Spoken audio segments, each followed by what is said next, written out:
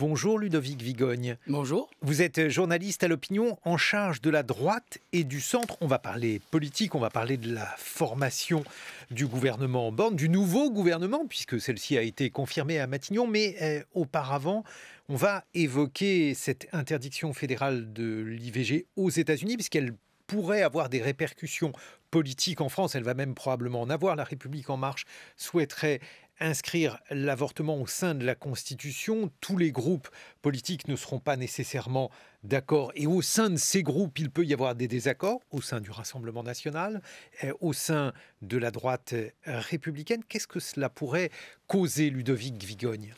Si la question vient à l'Assemblée nationale, ça va sans doute diviser beaucoup de groupes politiques, effectivement. Vous parliez du Rassemblement national, ça divisera aussi sans doute les Républicains, qui ont été peu loquaces sur ce sujet ce week-end. Sur les questions sociétales, on a beaucoup entendu ces dernières années la ligne plutôt conservatrice, c'est-à-dire défendue par Bruno Retailleau, le président du groupe LR au Sénat, ou François-Xavier Bellamy, le député européen. Si ce sujet-là venait à l'Assemblée, c'est sans doute un sujet sur lequel il serait divisé et où la liberté de vote serait laissée à chacun. Liberté de vote laissée à chacun, mais peut-être des fractures supplémentaires, puisqu'on voit bien qu'il y a une partie des Républicains qui serait tentés de rejoindre la République en marche, ou en tout cas qui ne s'en écartent pas trop du point de vue de la ligne politique, et puis une autre partie de cette formation qui, elle, est assez éloignée de vouloir rejoindre le parti gouvernemental. Oui, ça peut être un sujet illustrant cela, même si ce sera sans doute pas le principal. Il peut y avoir d'autres sujets où c'est beaucoup plus spectaculaire. Aujourd'hui, il faut quand même être assez clair. La démarcation sur la division sur la ligne à adopter est assez claire. Il y a une grosse majorité qui veut être dans l'opposition, le rester, adopter au cas par cas, amender au cas par cas, et une infime minorité qui, elle, est plus allante, qui veut avoir une attitude plus constructive et travailler beaucoup plus en proximité avec le nouvel exécutif. Quel est l'intérêt de ces républicains qui ne veulent pas rejoindre le gouvernement, sachant qu'il y a malgré tout peu de différences sur les programmes? La question, par exemple, des retraites est une question où finalement il devrait y avoir un consensus entre la droite et la République en marche. D'abord, ils ne se vivent pas comme un prolongement, une nuance du macronisme. Ils se vivent comme une alternative. Et donc aujourd'hui, ce que les Républicains ont en tête, c'est clairement la prochaine élection présidentielle. Et c'est comment reprendre le pouvoir. Comment être une alternative à Emmanuel Macron qui ne pourra pas se représenter. Et la plupart d'entre eux pensent que ce n'est pas en collaborant avec celui-ci, en étant comptable d'une bonne partie de son bilan, qu'ils y réussiront. C'est plutôt en se démarquant au maximum de lui. Il faut ensuite regarder la composition en tant que telle du groupe LR aujourd'hui à l'Assemblée nationale. Il y a 62 députés, 47 sortants. La plupart d'entre eux ont eu des positions extrêmement dures ces 5 dernières années vis-à-vis d'Emmanuel Macron. Ils ont été élus cette fois-ci à nouveau dans un contexte très difficile, battant des candidats macronistes au premier tour, voire au second tour. Et quand c'était au second tour, c'était avec des avances très très larges. Et donc ils imaginent que c'est dans une configuration similaire qu'ils pourront retrouver le suffrage des électeurs, et que ce n'est pas en s'associant qu'ils réussiront à se préserver. Donc l'entreprise qui est menée, dont Elisabeth Borne serait chargée, est une entreprise qui ne fonctionnera pas avec les Républicains selon vous ? Non. Ils n'accepteront aucune coalition, aucun pacte gouvernemental. Ils le disent depuis le début, ils le répètent. Et d'ailleurs, Emmanuel Macron et Elisabeth Borne l'ont compris. Ils ont bien compris que qu'ils n'obtiendraient que des majorités au cas par cas en fonction des textes. Et c'est ainsi que les Républicains vont se prononcer. Alors peut-être pour la composition du nouveau gouvernement, y aura-t-il quelques personnalités LR qui vont l'intégrer, mais ce sera juste un débauchage individuel. Et ensuite, l'autre problème, c'est que ces personnalités ne représenteront qu'elles-mêmes. Elles n'apporteront pas de députés, ce qui est aujourd'hui le point le plus important pour l'exécutif, c'est d'accrocher des députés supplémentaires, et notamment des députés LR à la majorité relative. Or, s'il y a débauchage de personnalités, celles-ci n'entraîneront pas l'arrivée de députés en tant que tels, puisque ce sont des personnalités qui seraient assez isolées. Ce qui veut dire que le débauchage de Daniel Abad, outre les problèmes judiciaires aujourd'hui dont il est objet, ou plutôt les accusations dont il est l'objet qui peuvent fragiliser sa position, eh bien, outre cela, ça n'est pas une prise dotée d'un poids politique supérieur à sa personne. Pour l'instant, cela ne l'a pas été. Il n'y a pas eu de députés qui l'ont suivi. Alors après, on peut identifier 5, 10 députés LR aujourd'hui sur les 62 qui se posent des questions, qui sont très réticents sur la ligne affichée par Christian Jacob et Olivier Marleix, le nouveau président du groupe. La ligne d'opposition très claire, très ferme vis-à-vis d'Emmanuel Macron. Une dizaine de députés qui souhaiteraient aller plus loin, qui à terme peut-être peuvent quitter le groupe, rejoindre la majorité, en créer un autre groupe, mais pas beaucoup plus que cela. L'initiative Sarkozy ne servait à rien. Elle n'a pas du tout fonctionné, on l'a bien vu. Tous les députés, les candidats LR qu'il a approchés pour les convaincre de rejoindre la majorité n'ont pas été convaincus par son raisonnement. Nicolas Sarkozy leur expliquait que c'était le meilleur moyen de se reconstruire que d'intégrer la majorité. Qu'il fallait faire comme lui avait fait avec Jacques Chirac en 2002, en intégrant son gouvernement, en reprenant par la suite l'UMP et en gagnant la présidentielle de 2007, en se distinguant, en incarnant la rupture, que c'était comme ça qu'il fallait faire. Il n'a pas du tout convaincu ses troupes. Et aujourd'hui, la page du sarkozysme est clairement tournée au sein des Républicains. Au profit de quelle page, selon vous, Ludovic Vigogne ? Toute la question. Aujourd'hui, les Républicains n'ont plus de chef. On sait que Christian Jacob va quitter ses fonctions d'ici quelques jours. Il était élu pour 5 ans. Il aurait pu aller jusqu'en 2024. Il ne l'a pas souhaité. Et donc, à la fin du mois de novembre, une nouvelle élection sera organisée pour trouver un nouveau président des Républicains. La première question aujourd'hui qu'il se pose, c'est est-ce que Laurent Wauquiez souhaitera succéder à Christian Jacob ? Si c'est le cas, il deviendra de facto le président des Républicains, puisqu'il n'aura pas de concurrent. Il est extrêmement populaire au sein du parti. La question dépend de savoir s'il veut reprendre le même chemin qu'il a essayé d'emprunter en 2017. Et oui, parce que c'est un peu un retour vers le passé. Ça peut l'être, effectivement. On sait très bien que Laurent Wauquiez s'était fait élire président des Républicains en 2017, qu'il avait dû quitter ses fonctions 2 ans après le fiasco des Européennes et qu'il n'avait pas pu être le candidat de son camp à la présidentielle de cette année. Le fiasco des Européennes avec justement une liste menée par François-Xavier Bellamy, et sans revenir à la question de l'IVG que nous avons abordée tout à l'heure, Ludovic Vigogne, cela montrait aussi que le réservoir de voix pour une position conservatrice était un réservoir assez limité. Tout à fait, ça montrait cela, que la droite française, ce n'était pas uniquement cela, c'était une sensibilité de la droite, mais ce n'était pas toute la droite.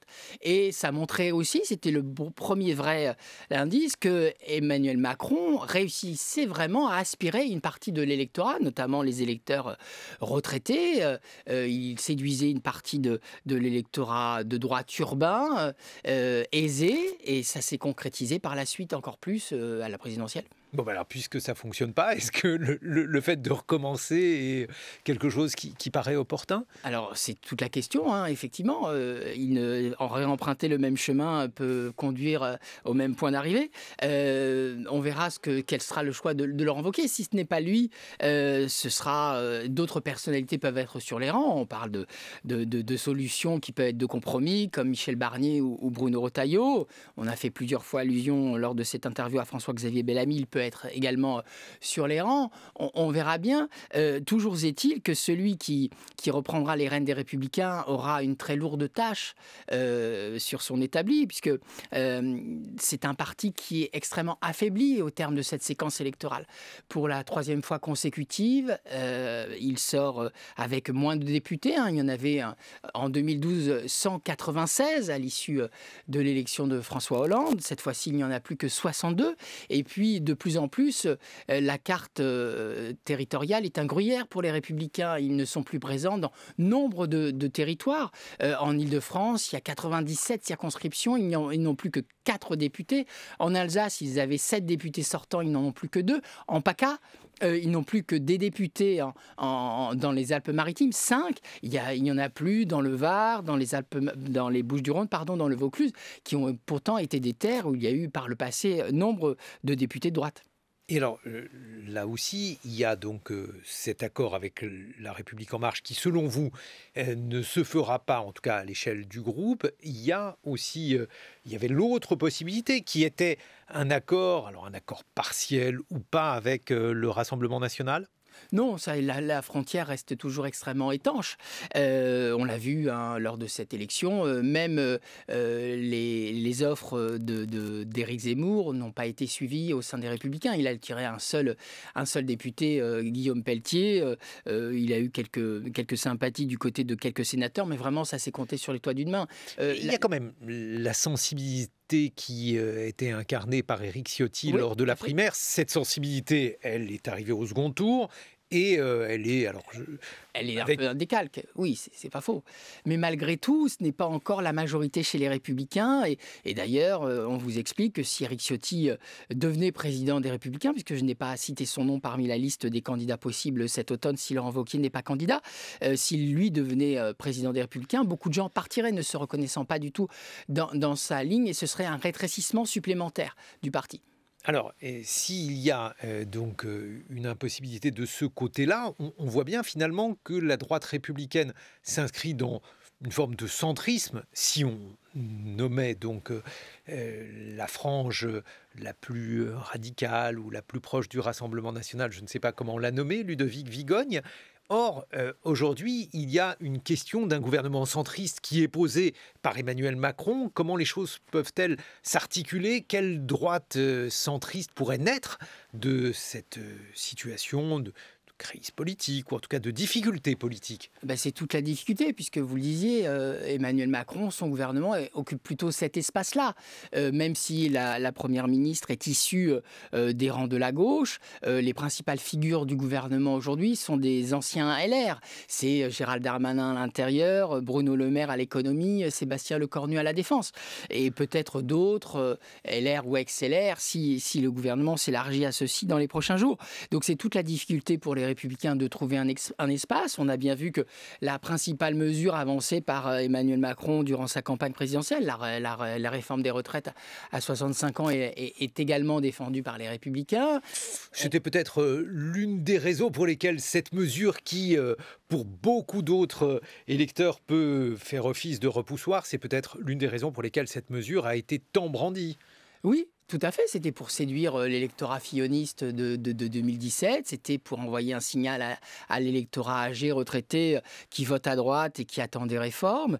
Et ça a fonctionné, puisque Emmanuel Macron a fait près de 29% au premier tour, que la majorité des électeurs fillonistes de 2017 ont voté pour lui, et que Valérie Pécresse a fait uniquement 4,78%. Oui, donc à cet égard, ça a fonctionné. Mais alors ensuite, ça ne fonctionne pas assez pour pouvoir faire une synthèse entre La République En Marche et les Républicains. Non, ça ne fonctionne pas assez, parce que je vous dis, aujourd'hui, la plupart des députés LR sont convaincus que leur salut est hors du macronisme, qu'il faut s'opposer, qu'ils se sont opposés durant 5 ans de manière très résolue, très ferme, parfois même faisant acte d'opposition systématique, même quand Emmanuel Macron pouvait défendre des choses qui pouvaient sonner doux à leurs oreilles. Il faut rappeler par exemple que les députés LR ont voté contre la loi sur le séparatisme, et pourtant il y avait sans doute beaucoup de choses qui trouvaient grâce à leurs yeux dans ce texte. Et donc ils estiment que c'est ainsi qu'ils pourront reprendre le pouvoir, s'en sortir.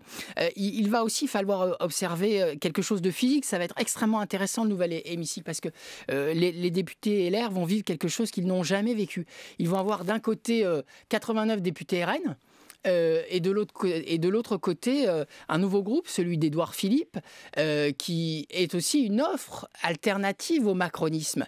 Aujourd'hui, Édouard Philippe fait partie de la majorité, mais il veut être aussi candidat à l'élection présidentielle de 2027. Il sait très bien qu'à un moment donné, cela passera par un acte de rupture par rapport à Emmanuel Macron. C'est quelqu'un qui se définit comme un homme de droite.